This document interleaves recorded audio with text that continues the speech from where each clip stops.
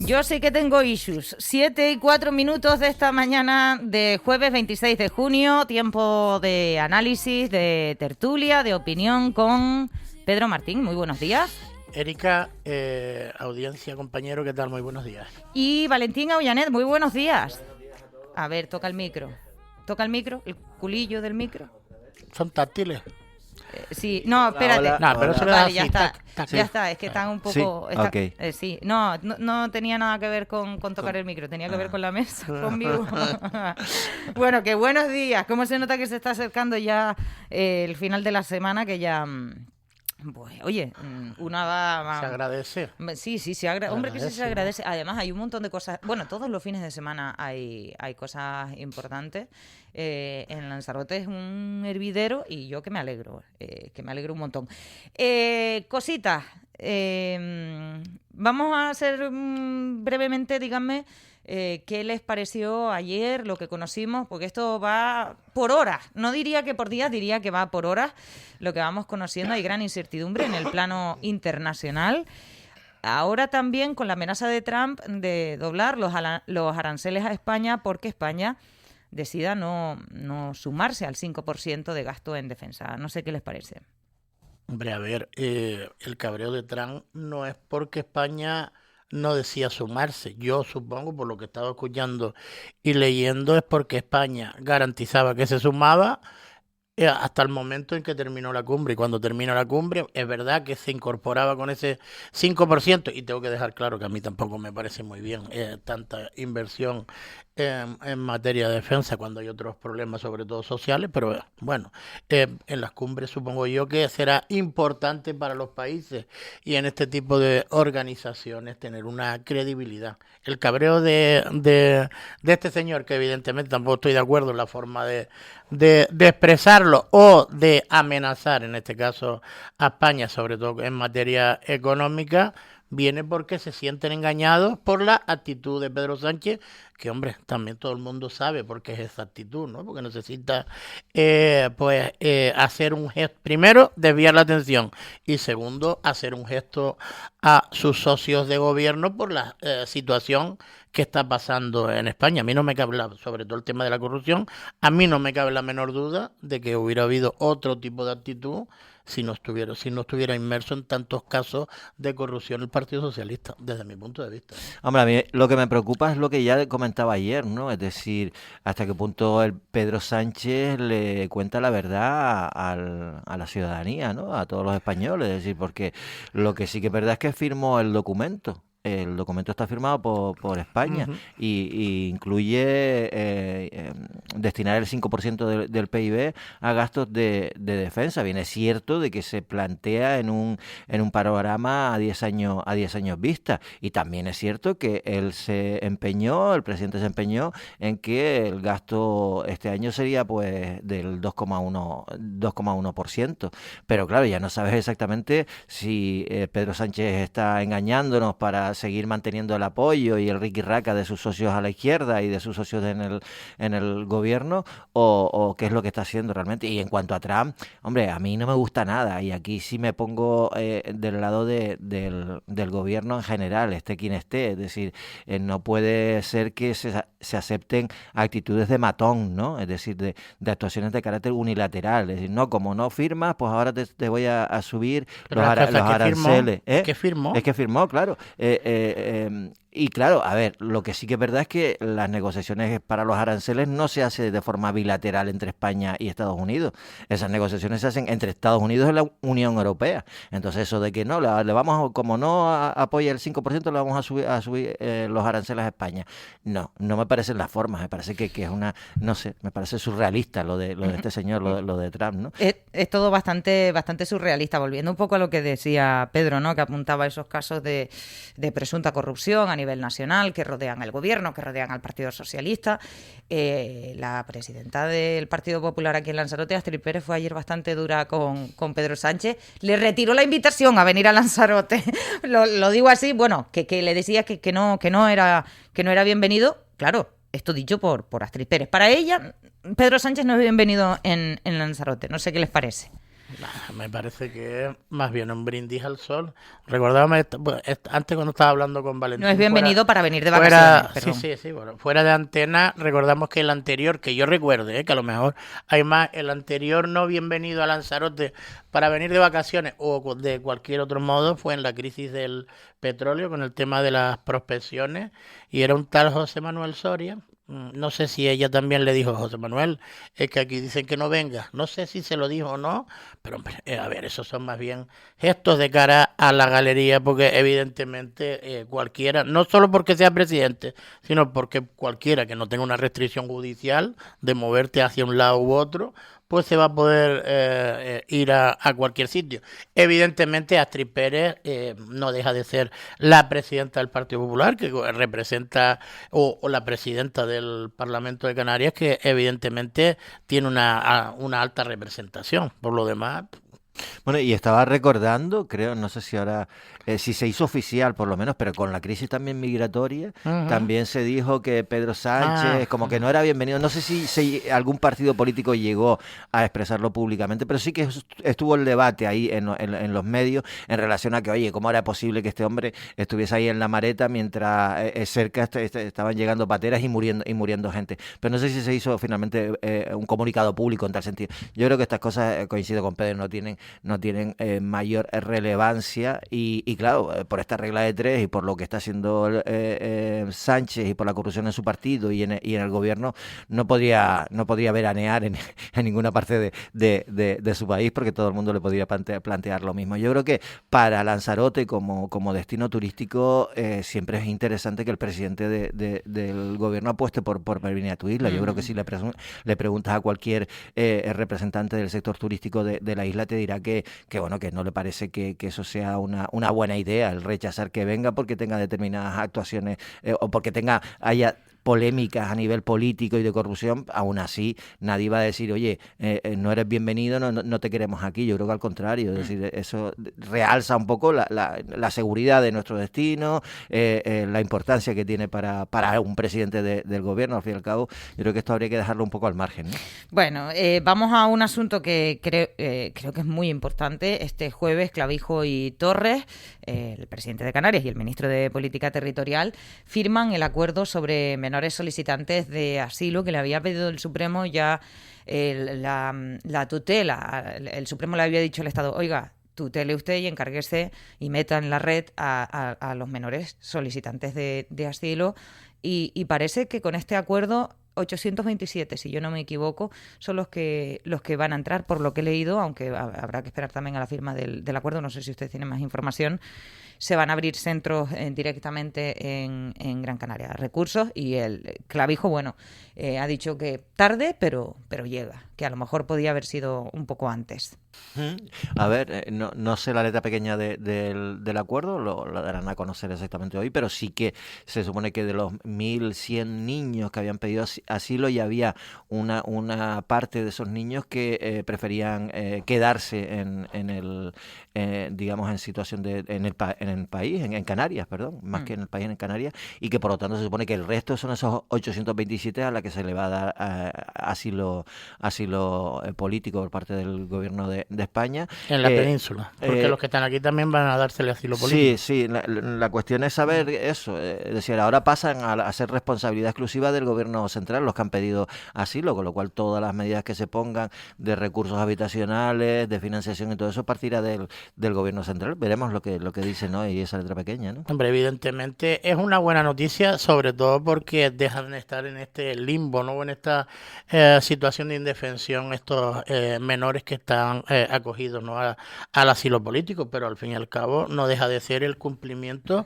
de una sentencia judicial del Supremo, incluso teniendo que reiterarse o con amenazas coercitivas hacia el gobierno por el incumplimiento de la misma. Que sea buena noticia que por fin, después de la segunda intentona, sobre todo para los menores, evidentemente, por lo demás, pues bueno, cumplir con su obligación. Voy a seguir un poco en este hilo con la inmigración, simplemente para hacer un apunte de algo que personalmente me ha llamado la atención, me parece destacable, porque igual que hablamos cuando hay cosas malas, también me gustaría destacar esta, que es una buena noticia, que publica El País. La publicaba ayer el periodista Ginés Donaire, la afirma, desde Jaén, habla de la historia de Jean Paul, o como no, igual no lo pronuncio bien, un hombre, un camerunés, que fue rescatado cuando estaba a punto de morir ahogado, llegó en patera a España y hoy es guardia civil. Se graduaba de guardia civil junto a 2000 y pico más. Y lo que ha dicho él en ese reportaje, Jean Paul, es: si a mí me rescataron, yo también puedo dar la vida para ayudar a otros. Por lo visto, en cuanto lo rescataron, y de verdad que estaba al hilo de morir, él se obsesionó con devolver lo que se le había dado. Igual que decimos, me parece una noticia muy bonita y oye, destacable. No sé, me ha gustado. La parte humana, La ¿no? parte humana.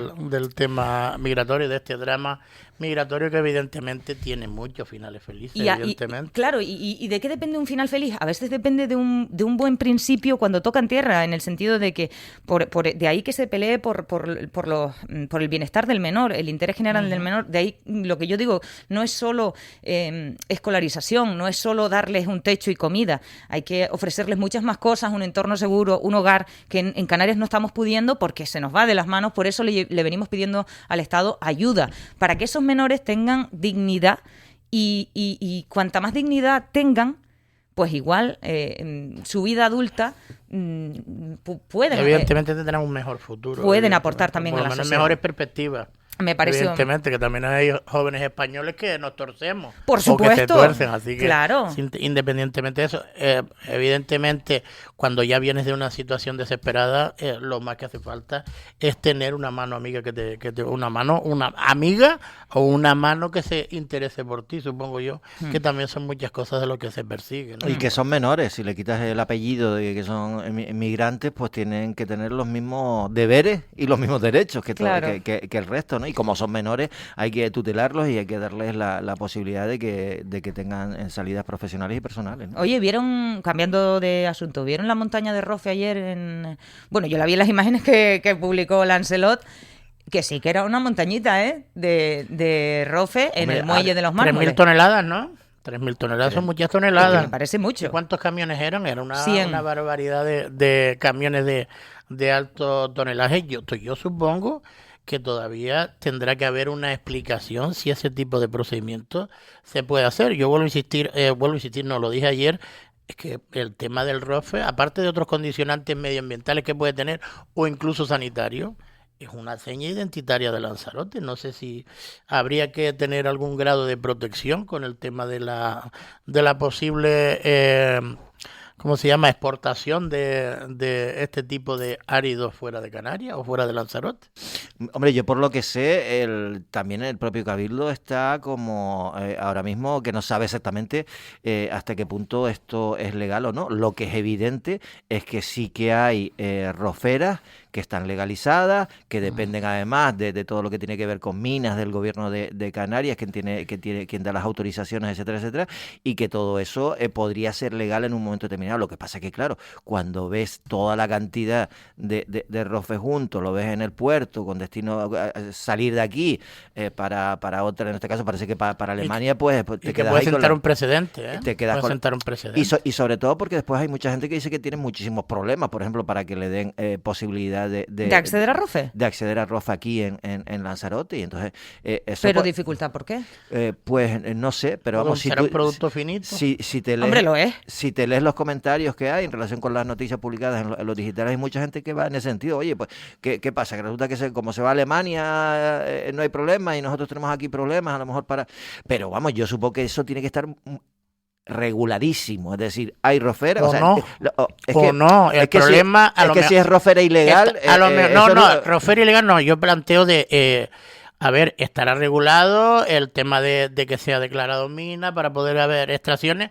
A lo mejor lo que ha habido es una falta de regulación a la hora de controlar que pueda salir de Canarias o que pueda salir a cualquier sitio, porque por lo que hemos dicho... O un límite, quiero decir, en la cantidad, límite, no tanto que no salga. Es que, a ver, pongámonos en que en algún momento lo que decía Valentín, que hay algún tipo de queja, que hay gente que tiene dificultades para hacer surtido de ROFE.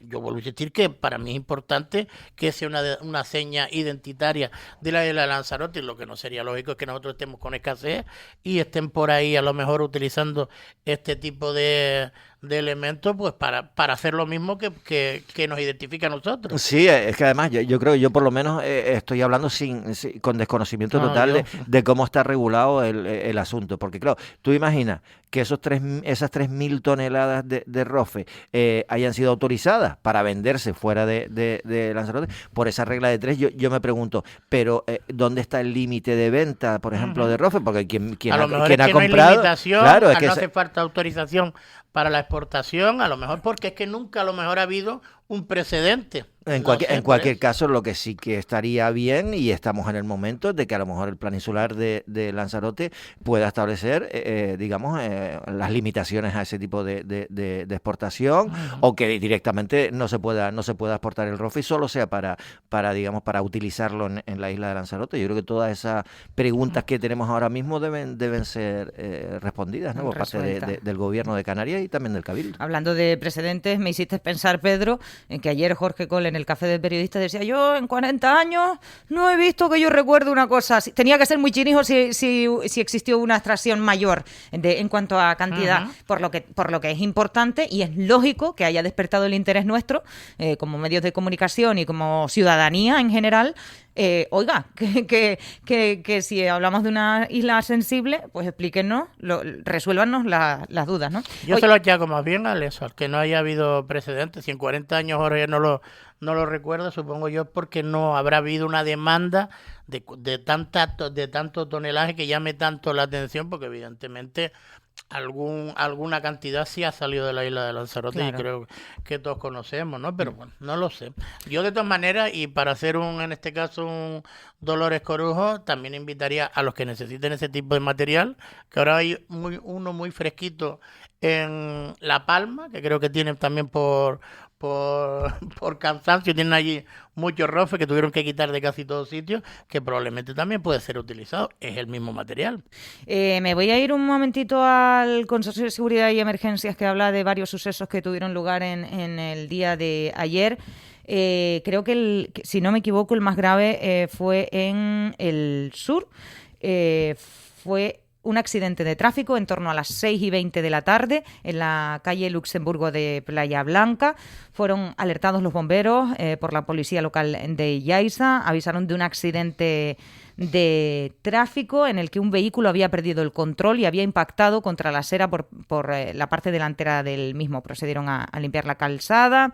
Retiraron el vehículo a un lado de la carretera y dejaron la vía apta para la circulación. No se reportan aquí al menos daños personales, que eso está pendiente de confirmarse. Y también hablan del incendio de un vehículo en la calle Tenderete, de un vehículo que al final, al parecer, estaba en un descampado de la calle Tenderete. Era un vehículo que se encontraba ardiendo, ellos procedieron a extinguirlo, tuvieron que... Es una calle muy propensa, la calle Tenderete, a los incendios de vehículos, ¿no? Porque ahí, por ejemplo, quiero recordar que es donde se quemaron aquel grupito de vehículos también, ¿no? Fue ahí. No lo recuerdo bien, pero... Sí, seguro, pero puede ser. La calle del consorcio, precisamente, ¿no? Que la policía local les confirmó a los bomberos que el vehículo se encontraba en estado de abandono. Esperemos que tampoco se han reportado daños personales. Y luego algo que también lo hacen los bomberos y que quieren que les diga, pues me alegro de que lo hagan. Ayer rescataron a una cría de gatito que estaba atrapada en la llanta de un vehículo en la calle León y Castillo de Arrecife. Eso fue pues ya por la noche, a las 9:05 de la noche. Siempre lo han hecho. Creo que ahora ya con la ley de bienestar animal es incluso obligación. pero siempre lo han hecho los bomberos de la isla de Lanzarote. Yo además viví un episodio justo enfrente de mi casa en directo con un gatito que suele estar por allí fijo, se sube al capó del coche, cuando hay mucho sol se mete debajo de los coches y en esta se quedó metido justo además, en el mismo sitio, en la rueda, y vi cómo vinieron los bomberos, cómo lo sacaron, la verdad es que fue entrañable. Por digamos. cierto, que esta cría de gatito, que una vez que la liberaron del interior de la rueda, la dejaron en un solar cercano donde al parecer se encontraba su madre. Me alegro del final feliz. ¿Qué quieres que te diga? Ayer me preguntaba alguien que si había buenas o malas noticias. Pues mira, les voy a dar buenas noticias. ¿Yo qué quieren que les diga? En fin, vamos a cambiar de asunto. Oigan, el tema porque ya se están planteando, si no se arregla esto en un tiempo prudencial, los vecinos algunos vecinos de Titerroy, pues acudir a la justicia si el ayuntamiento no hace algo con la sala de fiesta, esa discoteca de Titerroy, esa sala de fiesta. Claro, los compañeros de Lancelot Televisión se pusieron en contacto con el ayuntamiento da sus explicaciones, que al parecer el empresario o el propietario de esa sala, yo la llamo sala, pero bueno, es como una discoteca. Es un bar. A ver, aquello siempre ha sido un bar. Lo que pasa es que por lo visto han cogido la costumbre de salir, estar a puerta cerrada y estar hasta altas horas de la con noche. música Y con alta. música, Dice que está insonorizado el propietario, pero luego los vecinos se quejan al ayuntamiento. Eso no es eximente para que hagas lo que te da la gana, porque, a ver, todo este tipo de locales para ciertas actividades tienen que tener una licencia específica. Habrá que preguntar si en el ayuntamiento, bueno, habrá que preguntar el ayuntamiento el que tiene que costarle o no, si tiene, qué tipo de permiso tiene para desarrollar, cuál es la hora de cierre, etcétera, etcétera, y si cumple estrictamente con lo que está autorizado. Esa es la cuestión, es decir, aquí quien tiene que actuar es el ayuntamiento, lógicamente. Si tiene que abrir expedientes por ruido, si efectivamente cumple con la licencia, como dice Pedro, porque no es lo mismo un bar que una discoteca. No tienes los mismos horarios, ni tienes, ni tienes, digamos, las mismas responsabilidades de cara al propio ayuntamiento. Las licencias son diferentes, etcétera, etcétera. Tienes que tener, digamos, un índice de ruidos y tal concreto. Hombre, una zona residencial, discoteca, yo creo que incluso a lo mejor en su tiempo Cayo José Antonio sí se permitía por el tema de pedirle, pero ahora yo creo que está bastante restringido eso de dar permisos de ese tipo en una... Es que el sitio, por lo que sé, por lo que se ve en los vídeos que han grabado los ciudadanos, no solo... no es un bar al uso, quiero decir, ahí la gente tiene un saloncito donde se pone a bailar. Y después otra de las cosas que es ya preocupante es que en los vídeos, por lo menos en algunos de los vídeos que han mandado los vecinos, se ven peleas a la puerta de este bar o lo que sea, y eso ya es peligroso. Pasaba como en la calle Manolo Millares en su momento, es decir, con las discotecas que había, que sí tenían un horario de apertura, pues hasta las 6 de la mañana, los fines de semana, por ejemplo, y todos los lunes de madrugada, porque la gente salía el domingo, todos los lunes de madrugada a partir de las 6, casi todos, había peleas fuera del local, que bueno, que tú puedes como responsable del local, pues decir, oye, es que no se han producido en mi local, sino se han producido fuera, lógicamente, pero bueno, hay que tener un control sobre eso, claro, y sobre todo que haya presencia policial en aquellos sitios donde, aunque imagínate que este sitio tiene todas las autorizaciones del mundo para cerrar a la hora que cierra, cumple con toda la normativa de ruidos, etcétera, etcétera, pero se producen peleas porque sí, pues bueno, por lo que hay que poner es presencia policial a las horas en las que puedan producir esos hechos, y imagino que eso de alguna forma mitiga cualquier problema que pueda haber ahí, ¿no? Me voy a ir a Recife brevemente, porque enseguida tenemos con nosotros a nuestro primer invitado, porque esto sí que me parece importante.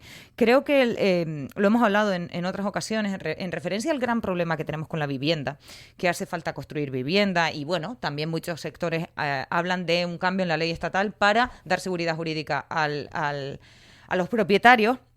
hay un aspecto fundamental que es la agilización, lo he dicho bien, agilización, sí. Agilidad. A la hora de conceder las licencias para que los proyectos salgan adelante y los propietarios de terrenos o de viviendas o lo que sea puedan rehabilitarlas, puedan construir viviendas, porque hay un cuello de botella real en las oficinas técnicas de los ayuntamientos.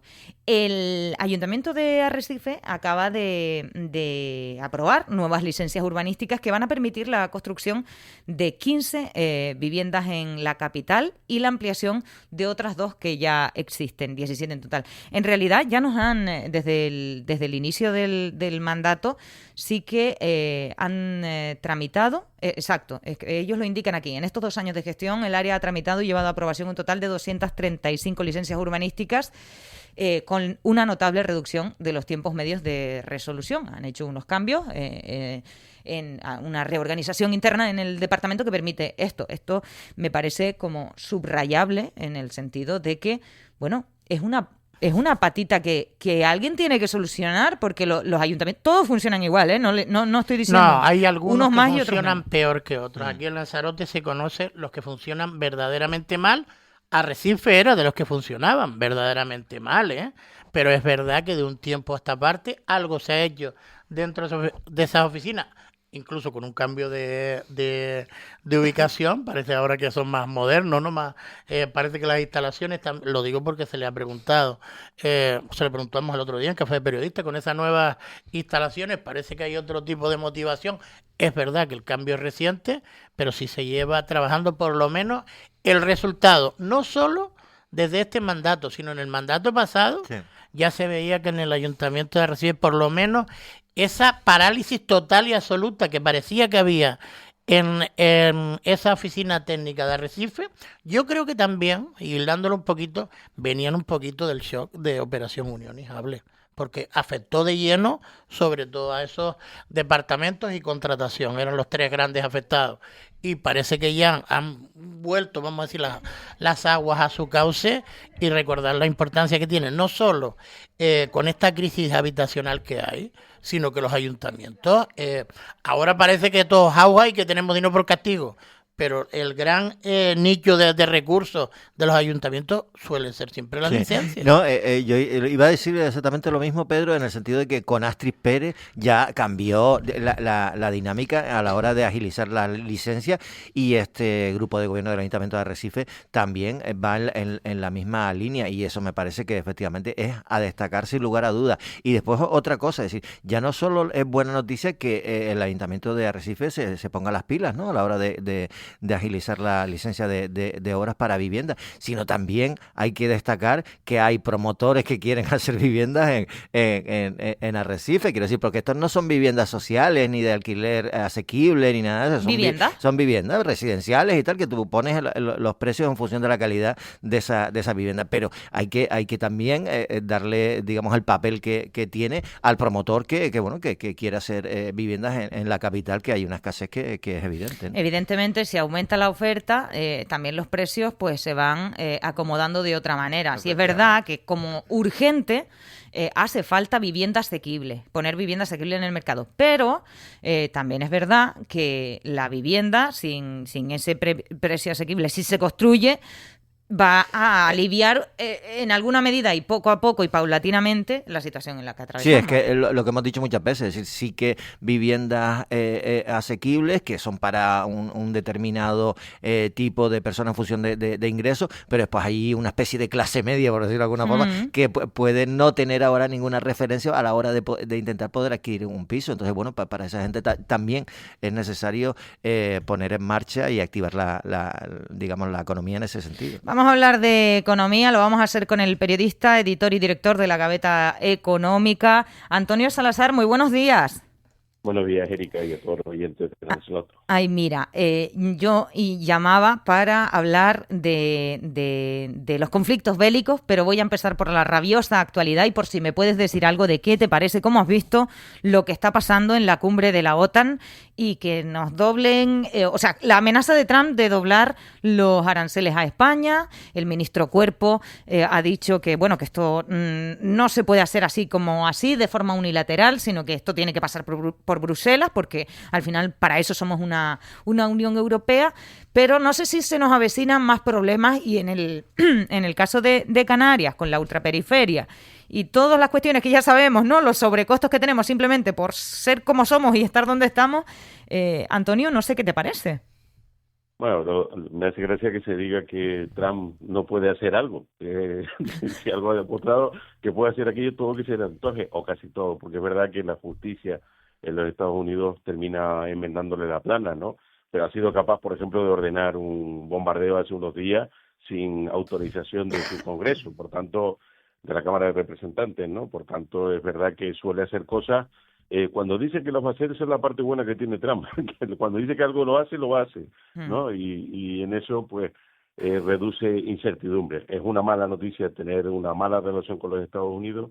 Es verdad que esto que plantea ahora de los aranceles exclusivamente a España parece más complicado y no parece tampoco que sea lo que se está trabajando, porque todo el mundo se ha aplicado en los últimos tiempos a reducir esa tensión con los Estados Unidos para que los aranceles efectivamente, pues ya que han llegado, sean lo más moderados posible e interfieran también lo menos posible, ¿no?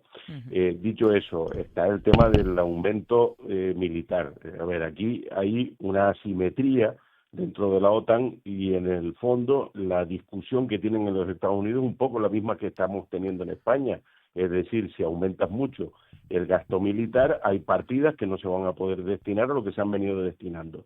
En Estados Unidos muchas veces se dice que Europa tiene el estado del bienestar que tiene porque se lo ahorran del gasto militar, que lo hacen exclusiva o en términos pues muy desproporcionados los propios americanos, ¿no? Y ese es en el fondo el debate. En todo caso, es verdad que sorprende un poco esta intención que ha demostrado Sánchez de mantener ahí un pulso muy potente con los Estados Unidos en esa oposición, ¿no? Y plantear que no va a gastar más del 2,1% del PIB, que eso a día de hoy, bueno, quizás él se lo crea, ¿no? Pero va a ser difícil que lo pueda mantener en el futuro. Pedro. Antonio, buenos días. Buenos días, Pedro. Bueno, yo no conozco mucho de economía, no soy un experto, evidentemente. La economía mía es la de casi todo el mundo de aceite y vinagre. Vamos apuntando y aplicando un poquito la lógica y los recursos. Y yo te pregunto, es una pregunta que a lo mejor es una bobería, pero digo, por ejemplo, para no estar metido en este follón donde parece que se ha metido por circunstancias, yo creo que evidentemente está defendiendo esta posición, pues por la situación vamos a decir, de debilidad y de dependencia que tiene aquí con su socio de gobierno. Pero a lo mejor antes de crear una crisis de gobierno con la OTAN, con Estados Unidos o con sus aliados, a lo mejor en vez de hacer la quita esta que hizo en su momento de deuda, que fue tan espléndido, quitándole a todo el mundo, pues la deuda, ¿no hubiera sido mejor plantearse poder estar a bien con la política internacional, con los socios de la OTAN, etcétera, y después más adelante ir a una quita gradual? No lo sé. Yo lo digo porque para aplicar un poquito la lógica, pero bueno. No, hombre, claro, la lógica lo que nos lleva a plantear es que, oiga, si usted tiene que subir, pues casi más que duplicar el gasto militar, no lo puede hacer de un año para otro porque eso sería imposible, ¿no?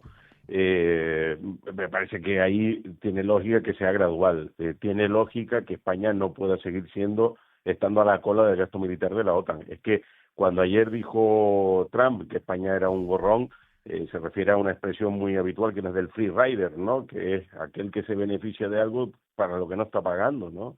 Y España obviamente eso lo cumple. Entonces, el gradualismo al que tú te refieres, yo estaría de acuerdo en el tema del gasto. A mí me parece que llevarlo al 5% en un país tan singular como es España en este sentido, ¿no? Porque es verdad que tenemos una relación, pues se celebran un día de las Fuerzas Armadas y sale un montón de gente a la calle. Luego le pregunto si están dispuestos a gastar más dinero y sobre todo si eso implica reducirlo de otros ámbitos, porque en España se ha generado una cultura un poco peculiar, ¿no? Que es que sí, podemos gastar, pero nunca reducimos gastos de otro lado, ¿no? Entonces las políticas públicas en España se ponen en marcha, no tienen un seguimiento pues más o menos continuado y terminan siendo siempre infinitas, ¿no? O pretendiendo que sean infinitas. Y sobre todo con esta estupidez recurrente de que paguen los ricos, como si hubiese ricos, ¿no? O incluso como si hubiese una espléndida clase media, que tampoco la hay, ¿no? Entonces, Es verdad que vamos a tener que estar sorteando esta crisis de reputación incluso como país, porque decirle que no a la OTAN tiene consecuencias, ¿no? Y lo estamos viendo. La fotografía de ayer fue muy explícita, ¿no? Con Sánchez en una esquina y los demás presidentes, todos, casi sin excepción. El belga dijo que si lo consigue es un genio, pero lo dijo como un sarcasmo. El alemán diciendo que es que han cambiado las condiciones y que todo el mundo tiene que apechugar. El griego igualmente diciendo que no le parece justo que unos lo hagan y otros no. Y esto es lo que está generando Sánchez, ¿no? Y efectivamente coincido en el fondo con que tiene un origen político, ¿no? Antonio, no te preocupes más, que después de esta conversación que estamos teniendo vamos a recortar en España en mordidas. Eso es lo que vamos a hacer y yo creo que ahí nos vamos a ahorrar un buen dinero. Mira, ahí hay una frase de Rajoy y en aquel momento las cosas estaban mal, pero no tan mal, sobre todo en algunas partidas como hoy, ¿no? Pero demuestra un poco el cinismo de toda nuestra clase política en general. Porque Rajoy llegó a decir que si tú quitabas pensiones, educación y sanidad, no tenías dinero para hacer política, ¿no? Y es un poco lo que está pasando. O sea, el gasto en pensiones, por ejemplo, va camino del 13% del PIB, ¿no? Y es creciente y además eso no se puede, sin un gran quebranto social, no se puede tocar. Entonces, es verdad que en este país necesitamos hacer pues alguna lectura de qué partidas sí se pueden retocar, mejorar políticas públicas, prestaciones, hacer más con menos, lo que hace cualquier familia, esto que decía Pedro hace un momento del vinagre y el aceite, ¿no? Lo que hace cualquier familia con que le cambian las condiciones, y pues, oye, vamos a ver qué partidas podemos tocar y podemos ahorrar. En España esto no se hace, ¿no? Y es parte del problema que tenemos, ¿no? Valentín. Sí, Antonio, ¿qué tal? Buenos días. Buenos días, Valentín. Mira, yo estaba pensando, con el tema de toda la corrupción que está afectando al Partido Socialista y al Ministerio de Transporte, se ha puesto sobre la mesa el debate de cómo regular de alguna forma o darle más transparencia a todo lo que tiene que ver con los contratos, ¿no? Con los contratos públicos. Aquí yo creo que esto es digamos, un problema que viene de muy atrás y de muy viejo. No sé cómo se podría hacer, porque vamos, hay corruptos, pero también hay corruptores. Entonces yo no sé si se podría conseguir de alguna forma darle una mayor transparencia y una mayor solvencia a todo lo que tiene que ver con la contratación pública, de tal forma que no haya, digamos, la posibilidad de que se establezcan mordidas. Yo no sé si eso se puede hacer, si tienes alguna opinión al respecto, Antonio. Mira, esto de los corruptos y los corruptores, pues les voy a recomendar que lean un artículo que he enviado para el periódico, para Lancelot, en este próximo número, que habla precisamente de eso, ¿no? Porque hay dos clases de corruptores, ¿no? Los defensivos y los ofensivos. Los defensivos son aquellos que cuando ven que otros lo hacen, se quedan fuera de juego si ellos no entran en el juego. Pero en realidad quien tiene un control manifiesto sobre eso es el corrompido, ¿no? Que es en realidad, el corrompido es el corruptor, porque tiene sobre eso un monopolio de decisión que provoca que gente que no quiera entrar en el juego, pues pueda incluso ver quebradas sus empresas porque otros sí juegan, ¿no? Esa sería un poco esa corrupción defensiva que te diría, ¿no? Y luego hay los jetas de siempre, que son efectivamente gente que aspira a determinados monopolios en determinados sectores. Y eso, que es un poco la teoría cómo funciona, ¿no? Que existen estos dos tipos de corruptores, el defensivo y el ofensivo. Dicho eso, España es una anomalía también. Lo que estábamos diciendo de no corregir, de no revisar su gasto público, pues esto tampoco parece muy normal, ¿no? Que no se recorte ninguna partida, que cada partida que vayas a recortar se te salga la gente a la calle. Estos son anomalías españolas. ¿Cómo es una anomalía el IBEX español? En España, si ustedes se fijan, el IBEX 35 está compuesto en 30 empresas que no cambian jamás. Y ahora pensemos los sectores a los que pertenecen. Y pertenecen a la construcción, a la energía, a las telecomunicaciones, es decir, donde había operadores públicos. Por cierto, el gobierno se ha comprado el 10% de ese operador ex público, ¿no? Lo privatizan y luego recompran con la SEPI el 10% de Telefónica, por ejemplo, ¿no? Bueno, pues eso, y las energéticas dicen, ¿no? Energéticas, telecomunicaciones, construcciones, o sea, sectores regulados. Es que en España, y la banca, por supuesto, que es el sector, bueno, a mi juicio, no cumple los criterios básicos de una empresa privada, ¿no? Porque es un sector muy regulado donde solo puede actuar con permiso del gobierno, como estamos viendo estos días con el tema incluso de la fusión presumiblemente fallida de BBV y Sabadell. Entonces, nuestro IBEX 35 es un disparate que provoca además este modelo nuevo que tenemos, que tanto irrita a mucha gente con razón de las puertas giratorias, ¿no? Y este es parte del problema que tiene España. Es verdad que no viene de ahora, no es nuevo, es verdad que ahora todo este mundo sórdido en el que se han movido determinados dirigentes socialistas, pues les da hasta una cierta componente al estilo Torrente, pero el problema de fondo es cómo se ha construido el Estado, cómo hemos ido haciendo en los últimos años la vista gorda con todos estos escándalos y cómo determinadas empresas se han creado hasta ser multinacionales muy potentes exclusivamente con el favor de los gobiernos, ¿no? Y este es el problema. Ahora la solución es difícil, obviamente, pero yo aquí sí que diría que una de las cosas que habría que buscar es reducir el margen discrecional, esto de las mejoras de las ofertas, ¿no? Y reducir el margen discrecional de determinados funcionarios o servidores públicos o políticos para que no ocurra, ¿no? Cuanta menos discreción, más transparencia. Cuanta más transparencia, seguramente menos corrupción, ¿no? Ya para terminar, ¿tienes nada? Unos segundos para decirme el motivo por el que realmente te llamaba, Antonio. Impacto para Canarias respecto a esta crisis, estos conflictos bélicos en Oriente. ¿Nos puede afectar? ¿Cómo o cuándo? ¿Ya nos tenemos que preocupar mucho? ¿Nos preocupamos más por Trump? Sí. Bueno, la incertidumbre es mala para todo el mundo en todos los órdenes, eso de entrada. Segundo, buena parte de los analistas se han educado en universidades con profesores que han vivido sucesivas crisis del petróleo que han sido muy letales para la economía. Tercero, hoy no se parece nada al mundo al que era en los años 70 cuando esas... No.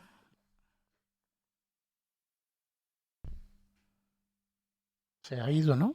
Sí. Se fue la... No hay sonido, Erika. Uh-huh. Perdón, creo que es responsabilidad mía. Voy a llamar a Antonio otra vez a ver si me termina el análisis. Venga, pues la verdad es que es bastante interesante. Por cierto, dentro de toda esta inestabilidad, todas estas malas noticias económicas, hay una buena. El gobierno de Canarias ha anunciado que va a sacar ahora, ya está elaborando sus presupuestos para 2026. Que es curioso ver un gobierno de España que no tiene presupuesto ¿desde cuándo? El último fue el del 2023. ¿no? Pues del 2023, que era uno que se había conseguido sacar adelante después de los muchos años con aquel hombre, ¿no? Con el del Partido Popular, ¿no? El que hizo el presupuesto. Pues el gobierno de Canarias está preparando el presupuesto 2026, ¿eh? Así que...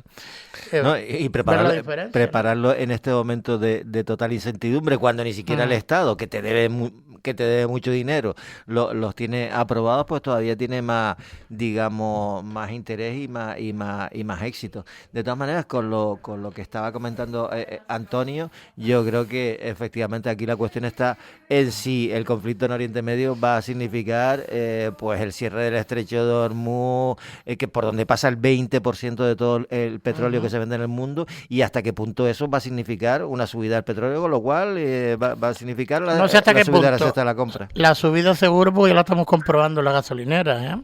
Ahora lo mejor que hay son estos grandes carteles que han puesto las low cost, las gasolineras low cost, porque vamos sabiendo cómo va fluctuando el precio del combustible en general. Sí, porque además como solo tiene vamos viéndolo claro. 25 y el gasoil, ahí se ve perfectamente. Bueno, pedirle disculpas a Antonio Salazar, periodista, director de La Gaveta Económica, que ha estado con nosotros en estos minutos, pero es que si no llego. Entonces tengo ya el siguiente entrevistado. Le he escrito a Antonio por WhatsApp, que espero que me perdone, que no pudo terminar, pero seguramente pueda estar con nosotros en otro momento, porque es que habíamos quedado, y esto es muy difícil, mantener aquí los tiempos y estas cosas me está costando un montón, pero vamos a hablar de otra interesante propuesta que solicitaba el parlamentario socialista Marcos Vergás esta misma semana en la Cámara Regional, acerca de un bono de movilidad compatible para las islas. Está con nosotros el diputado socialista en el Parlamento de Canarias, Marcos Vergás. Buenos días. Muy buenos días. y portavoz en el Y portavoz en Ayuntamiento de Teguise. No se me olvide que ganamos las elecciones hace 40 años, que me siento muy querido yo en mi equipo en el municipio y siempre me gusta pues subrayarlo. Así Por que supuesto. también portavoz en el Ayuntamiento de Teguise por el Partido Socialista. Por supuesto. Si no lo digo es porque le llamamos expresamente por este asunto del Parlamento, Sí, pero sí, por sí. supuesto, está bien que haga usted la puntualización. Sí me gustaría que nos explicara en qué consiste esto que solicitaba directamente usted, que este bono de movilidad, cómo sería, para qué transportes y sobre todo, qué le dijo el consejero. Sí, pues es una cuestión que viene abordándose desde hace unos años, desde precisamente que se lanzara el bono residente canario, ya por el año 2018. Y viene, resumidas cuentas, a propiciar que sean compatibles los distintos bonos que existen en cada una de las islas. De tal manera que el vecino, por ejemplo, de Lanzarote, que coge la guagua desde el intercambiador frente al Cabildo, se va al aeropuerto en la línea 22, coge el avión y se va para Tenerife, pues que cuando llegue a Tenerife pueda coger la guagua con el mismo bono que le lleva pues hasta Santa Cruz de Tenerife, en este caso la línea Express, la 20. ¿La diferencia cuál sería? Pues que en lugar de tener una persona que viaja por Canarias 7 bonos, uno para cada isla, pues tenga uno para el conjunto de la comunidad autónoma. Es una cuestión que se viene abordando, le digo, desde el año 2018 que se lanzó el bono residente canario, que no es compatible en cada una de las islas y que por dificultades técnicas, porque también existen distintos operadores del transporte en cada una de las islas, pues no se ha sido capaz de conseguir. Desde el Grupo Socialista insistimos en las bondades de la medida y en este caso el consejero Pablo Rodríguez me trasladaba que ya ha encomendado al Instituto Canario de Tecnología un estudio e informe sobre cuál es la situación actual y qué pasos habría que dar para implementar una medida que todas las fuerzas políticas coincidiremos que es positiva pues para la movilidad en las Islas Canarias. O sea, que le dejó la puerta abierta a que realmente sí se puede implementar ese bono, compañero. Pedro. Marcos, ¿qué tal? Muy buenos días. Muy buenos días, Pedro. Bueno, a mí me parece buena idea, lo que pasa es que yo sí tengo una duda, ¿no? Para saber la complejidad de todo esto. Por ejemplo, tú que te mueves evidentemente mucho por las circunstancias, por ser parlamentario en Tenerife, no sé si en Gran Canaria también, ahí se puede mover uno con un bono dentro de todos los diferentes transportes, sobre todo el tema de las guaguas o el metro, que ahí tienen metro, o no sé si hay diferentes compañías como sí hay, por ejemplo, en Gran Canaria, ¿hay un bono único? Pregunto. En Tenerife tienen un bono para el tranvía y las guaguas, que es Ajá. compatible en ese caso, pero tienen la misma dificultad. Por ejemplo, una persona que se venga de Tenerife a Lanzarote, y son bienvenidas todas las personas que vengan a Lanzarote de vacaciones, todas. Y si quieren luego también... Sí, hablamos de eso. Pues desde luego, si viene una persona chicharrera a Lanzarote unos días a pasar de vacaciones, que con su bono que utiliza normalmente en Tenerife también puede utilizarlo en la isla de Lanzarote y luego, evidentemente, pues compensar desde el punto de vista económico entre los distintos operadores del transporte. De hecho, en el ámbito nacional, incluso el gobierno de Pedro Sánchez ha anunciado que también va a trabajar en un bono único para todo el territorio nacional y que a partir del 1 de julio lo va a implementar, pero en este caso para los trenes de cercanías, para evitar precisamente eso, que una persona tenga que llevar en la cartera tantos bonos como sistemas de transporte de cercanías o ferroviarios hay en el conjunto del país. Pues para las guaguas en Canarias exactamente igual, en lugar de tener uno para cada isla, tener un único bono residente para toda Canarias y que sea compatible. Creemos que es cómodo para el usuario, que le hacemos más fácil y más feliz la vida a esas personas de a pie que tienen que coger la guagua, pues porque por razones médicas, de trabajo, estudiantiles, pues se tengan que trasladar de su isla de origen pues a otra isla a desarrollar pues su día a día. Y desde luego lo que estaremos es ojo avisor pues para que se implemente la medida, para que ese estudio informe que han cargado al Instituto Tecnológico de Canarias avance y que a lo largo de este mandato, que ya vamos por el Ecuador, al menos pueda implementarse la medida, como le decía al consejero Pablo Rodríguez, a modo prueba o prueba piloto, porque sería una buena noticia para la movilidad entre las islas de Canarias. Valentín. Sí, Marcos, ¿qué tal? Buenos días, Valentín. Yo creo que la idea es fenomenal y creo que es imprescindible que se haga. Estoy pensando que también, por ejemplo, podría hacerse lo mismo con las tarjetas sanitarias, incluso en todo el territorio nacional, que es algo que también provoca bastantes quebraderos de cabeza. Y yo no sé en Gran Canaria si también el mismo bono de transporte te sirve para las guaguas que son municipales en el caso de Las Palmas y después también te sirve para global. Eso no lo tengo claro, pero sí que... Esa era la pregunta mía. Sí, porque en Tenerife tienes no te sirve. Yo creo que, claro, que ¿por qué habrá respondido Pablo Rodríguez en lo del instituto? Porque, claro, aquí la cuestión estará en que hacer, digamos, compatible todas las maquinitas en las que tú después hagas. Y si el precio en Tenerife es uno y aquí es otro, pues oye, no pasa nada porque yo pongo la tarjeta, me lo reconoce y me cobrará lo que se cobre en cada momento, que sería lo ideal, porque eso sí que también de alguna forma hace región. Pero yo, ya dado que antes me pusiste la pelota digamos, en el punto de penalti, al pie del área y sin sí, portero. Sí, ¿Qué te parece? Ya nosotros lo hemos comentado aquí, creo que coincidimos al menos Pedro y yo en que este tipo de cuestiones no llegan a ningún lado y no son ni interesantes. Pero ¿qué te parece lo que ha pedido el PP de Lanzarote, sobre todo su presidencia, de declarar prácticamente persona non grata al señor Pedro Sánchez, en el sentido de que no es bienvenido si decide finalmente pasar sus vacaciones de verano aquí en La Mareta? Pues me parecen impropias de una presidenta de todo un parlamento de Canarias, no hay que copiarlo, y también presidenta del Partido Popular. Pues me parece una metedura de pata sin justificación, y que además representa lo peor de la política de trincheras, que yo creo que agota y aburre a la mayoría de ciudadanos de este país y de esta isla. Es más, yo estoy seguro que mucho votante que no es del Partido Socialista, como puede ser votantes del Partido Popular o de otras formaciones políticas, y desde luego la mayoría social de la isla de Lanzarote, no comparte esas razones, esas explicaciones o esa nota de prensa, le insisto, impropia de una persona que atesora además tantas y tan altas responsabilidades en la política de Canarias y de Lanzarote. Desde luego, la bienvenida a todos los dirigentes en activo o no en activo que quieran venir a Lanzarote, que es una tierra de acogida. Y desde luego, por un mal titular, como es el caso, nos podíamos ahorrar ese tipo de notas de prensa, que además creo que no son unas declaraciones pues desafortunadas que en un momento dado se pueda tener, sino que creo que es producto de una nota de prensa que desde luego se podía haber ahorrado la presidenta del Parlamento de Canarias y a su vez presidenta del Partido Popular en Lanzarote. Pues le doy las gracias por estar con nosotros. En otra ocasión le llamo, también por sus responsabilidades en el Ayuntamiento de Teguise. Sé que están haciendo cosas... Bueno, que Pedro no sé si tiene algo muy urgente que preguntar. No, a mí sí ya que estamos hablando de eso, y esta mañana me los encontré, a mí no me parece normal, tampoco es nada del otro mundo, pero Marco, date una vuelta por Teguise, no digo que no te las des, que estoy seguro que sí, porque si no está caminando, está corriendo, y si no está él siempre moviéndose, pero que estén las vallas puestas. Ayer era miércoles, un miércoles para preparar un evento que es el viernes. Habemos gente en Teguise que vivimos allí durante todos los días, que yo creo que los eventos tienen que ser complementarios y secundarios a la vida del día a día. Digo por el evento que a mí me parece bien que se celebre la Noche Blanca, que creo que es una actividad que está muy bien, que se ha ido consolidando, pero que no es ni medio normal que esté la villa, el centro de Teguise, vallado 3 días antes.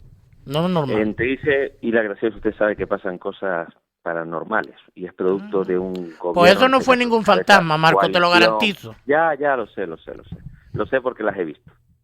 Pero son fruto de un mal gobierno que tenemos, formado por Coalición, Partido Popular y el concejal de Vox, que tiene al municipio en una dinámica negativa, que va a costar remontar el vuelo. Pero yo también le traslado al conjunto de vecinos y vecinas, incluido a usted, que es vecino de la Noble Real y usted Villa de Teguise, que hay esperanza y que desde luego el Partido Socialista, en su labor de oposición como partido mayoritario además en la corporación, seguimos con nuestra oposición firme, denunciando pues cuestiones como las que usted está señalando, pero también otras como el estado de los parques infantiles, de muchas instalaciones deportivas, de la ausencia de una actualización, revisión del plan general, como es un presupuesto que acaban de aprobar definitivamente, que es el menos inversor de la última década, porque ni tan siquiera se alcanza el 5% de inversión en el capítulo 6, pese a llegar a los 40 millones casi este presupuesto del 2025, y también desarrollamos una posición constructiva con innumerables iniciativas en positivo. Hemos alcanzado la iniciativa 100 en lo que llevamos de mandato y continuaremos, porque hay esperanza y porque este municipio se merece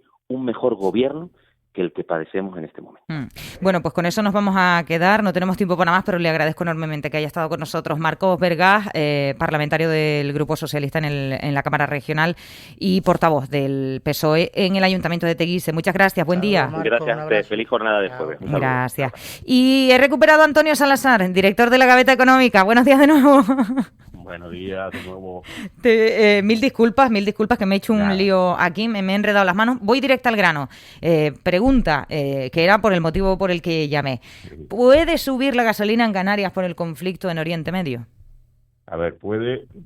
Es verdad que después del bombardeo el precio se ha mantenido más o menos estable, tuvo un pico un poquito la semana pasada, pero se ha recuperado. Quiero decir que no parece que esto, si no va a más, tenga una grave repercusión. Ahora bien, que era lo que yo estaba, creo, intentando decir cuando se produjo el corte, yo creo que hay una parte hasta cierto punto divertida de los análisis que se hacen, porque muchas veces están hechos por personas que se educaron con profesores cuando son jóvenes, no otros los vivieron directamente, con profesores que vivían cada crisis petrolera como un grave problema, ¿no?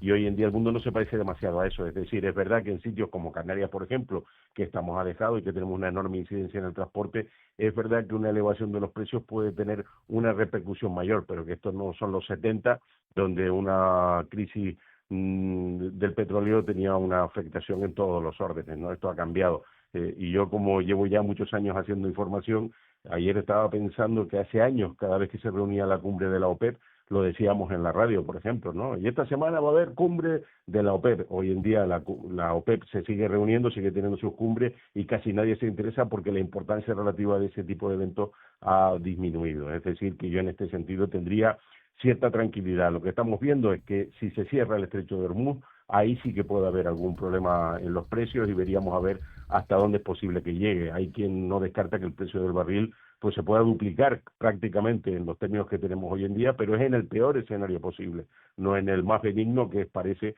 en el que se sigue moviendo, ¿no? Así que yo en esto, es verdad que mientras estén los que están ahora mismo gobernando en buena parte del mundo, la incertidumbre no nos va a abandonar, pero hay cosas que son posiblemente menos impactantes que si se hubiesen producido hace unos años, ¿no? Bueno, pues nos vamos a quedar con esa incertidumbre como el pan nuestro de cada día. Sí, pero también con un mensaje positivo, que igual no va a tanto. Bueno, pues y también con ese mensaje. Sí, ¿qué falta nos hace, Antonio? Sí.